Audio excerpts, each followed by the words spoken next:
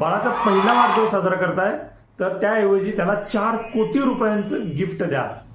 नमस्कार मित्रांनो, मी भुजंगराव शेळके। होय, बाळाला तुम्ही 4 कोटी रुपयांचं गिफ्ट देऊ शकताय। व्हिडिओ शेवटपर्यंत पहा, तुमच्या लक्षात येईल।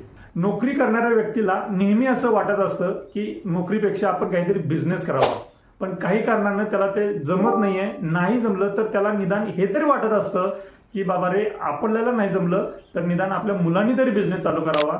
पण प्रश्न उरतो तो पैशांचा। मित्रांनो, मला इथे एक महत्त्वाचा डेटा तुम्हाला सांगायचा आहे। निपॉन इंडिया ग्रोथ फंड यामध्ये ज्यावेळेस तो फंड सुरू झाला त्यावेळेस जर 1 लाख रुपये जर टाकले असते, इन्व्हेस्ट केले असते, तर त्याचे आता साधारण 4 कोटी रुपये बनले असते। साधारण 22% CAGR भेटलेला आहे।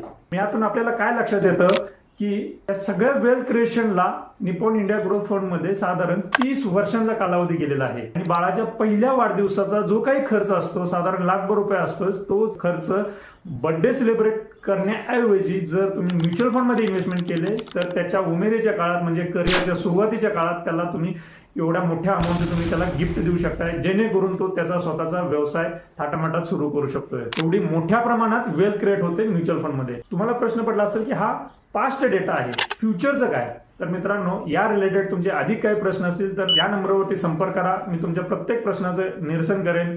पण ग्रोथ होते, पैसा बनतो यावरती विश्वास ठेवा, कारण म्युच्युअल फंड सही है। थँक्यू।